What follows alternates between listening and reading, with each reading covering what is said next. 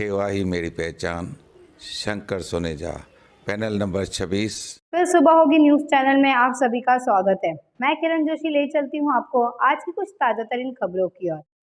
मेरे प्यारे शहरवासियों, मैंने आपसे कहा था कि आने वाले दिनों में ये जो कैपिटल वैल्यू टैक्स ये लोग लगाने जा रहे हैं महानगर पालिका वाले, उसके बारे में मैं और छानबीन कर रहा हूँ। जैसे ही मेरे पास कागज़ पत्र आएंगे मैं और भी इसका खुलासा आपके सामने करूँगा। तो मेरे पास कागज़ पत्र आ चुके हैं, उसमें मैं आपको बता रहा हूँ कि किस प्रकार से हमारे शहर के प्रतिनिधियों ने हमारे साथ क्या किया। देखिए, स्टैंडिंग कमेटी में रेजोल्यूशन नंबर 106 तारीख 14 मार्च 2016, उसके सिवा जनरल बॉडी में उसी प्रस्ताव को आगे रखते हुए रेजोल्यूशन नंबर 89 29 मार्च को ये जो टैक्स है वहाँ पे इन्होंने पारित कर दी थी, रेजोल्यूशन पारित कर दिया था, जिसमें यह बताया गया था कि इस शहर के ऊपर कैपिटल वैल्यू बेस्ड टैक्स लगाई जाएगी।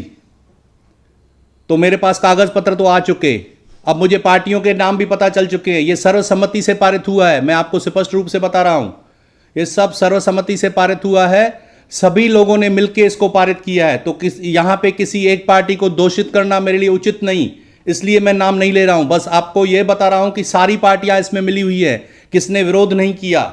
और अगर कोई पार्टी अगर आपके सामने आती है कि हम इसका विरोधक हैं, हम इसके विरोध में जाते थे, हम इसका विरोध किया है, तो मैं बता रहा हूं कि जो विषय सूची रहती है किसी भी मीटिंग की, जनरल बॉडी की विषय सूची आती है जिसको एजेंडा कहा जाता है, उसमें क्लियर कट लिखा हुआ रहता है कि ये विषय आने वाले हैं।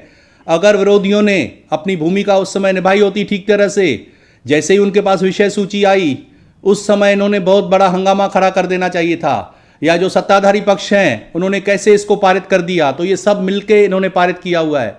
बड़े ही दुख और अफसोस की बात है कि जिनको आप लोग जनप्रतिनिधि करके भेजते हो, जिनके ऊपर आप भरोसा रख के जाते हो, वही इतना बड़ा विश्वासघात कर देते हैं।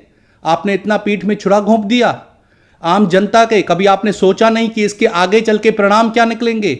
अब वो क्या बता रहे हैं मैं आपको बता रहा हूं। पिछले 3 दिनों से कई कारपोरेटर मेरे से संपर्क में आ गए हैं, हर एक अपना अपना कुछ ना कुछ डिफेंस बना के सामने आ रहा है। एक कारपोरेटर ने कहा, अरे ये कोई बड़ी बात नहीं है, ये तो क्या है, बजट में 2-4 लाइनें हमने डाल दी थी, वो पास हो गया है, उसको कोई वैल्यू नहीं है। अरे भाई, बजट में पारित किया हुआ ठहराव जब भी आपने पारित किया है तभी बजट में वो फिगर आई है, तो इसको वैल्यू कैसे नहीं हुई। फिर एक बोलता है नहीं वो क्या है, सेंट्रल गवर्नमेंट की अमृत योजना है, ये है, उसमें से पैसा हमको लाना था, इसके लिए हमको इन्फ्लेट करनी थी, फिगर्स बढ़ानी थी, इसलिए। अरे ठहराव कैसे पारित करते हो आप? अपने हाथ काट के कैसे दे रहे हो अधिकारियों के हाथ में? वो तो कभी भी लगा सकते हैं। फिर एक कारपोरेटर बोलता है नहीं नहीं, ये जो प्रस्ताव है ना 1 बरस तक इनको लागू करना चाहिए था, नहीं किया तो अभी हम हाईकोर्ट में इसको चैलेंज करने जाएंगे। अरे भाई, ये सब बातें बाद में आती हैं, मूल ये है कि आपने ये प्रस्ताव पारित किया ही क्यों। अब आप कोर्ट का सहारा ले रहे हो, इसका सहारा रहे हो, यहां छुप रहे हो, वहां छुप रहे हो, क्यों? यदि आप ये पारित ही नहीं करते थे तो जनता के ऊपर इतना बड़ा बोझा पड़ता नहीं था। और मैं आपको बताऊं ये टैक्स कहां पे लगती है। ये टैक्स लगती है ए ग्रेड जो महानगर पालिकाएं होती है, मुंबई है, बीएमसी है, पूना, या जो भी बड़े बड़े शहर हो गए जहां पे पूर्ण विकास हो चुका है, पूर्ण डेवलपमेंट है, बहुत अच्छी सुविधाएं वहां के सिटीजन्स को है, वहां पे ये टैक्स लगाई जाती है। जहां पे मेडिकल कॉलेजेस हो, मेडिकल सेंटर्स हो, बस सेवाएं हो, बहुत सारी सेवाएं उसमें रहती है। अरे यहां पे आप बस सेवा तक भी नहीं देते हो, कचरे के अंबार लगे हुए हैं, रास्तों में खड्डे बढ़े पड़े हैं, आपने कोई सुविधा दी नहीं, उल्टा हमारे जगहों की वैल्यू कम हुई है और आप बड़ी वैल्यू दिखा करके उसमें से और हमसे निचोड़ना चाहते हो। फिर कह रहे हैं 2016 से बोल रहे हैं ना हम जाएंगे। अभी आप बिल्कुल ध्यान से सुनना वो क्या बोल रहे हैं। वो आपके सामने आएंगे, टीवी में, न्यूज़ में आएंगे, फिर बोलेंगे हम आयोग से बात करते हैं, 2016 से नहीं भरने देंगे, अभी करंट ईयर से भरना चालू करेंगे।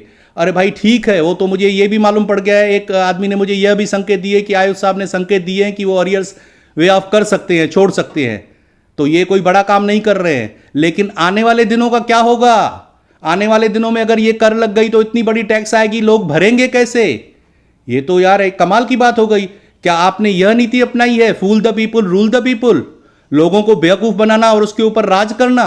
इतना बड़ा धोखा और विश्वासघात करते हो। जो लोग आपको चुन के बेचते हैं उनको लगता है कि ये हमारे जनप्रतिनिधि हैं, हमारा अच्छी तरह से जाकर के अंदर ख्याल करेंगे, हमारी सुविधाओं का ख्याल करेंगे, हमारे शहर के सुविधाओं का ख्याल करेंगे, लेकिन उन्होंने क्या किया?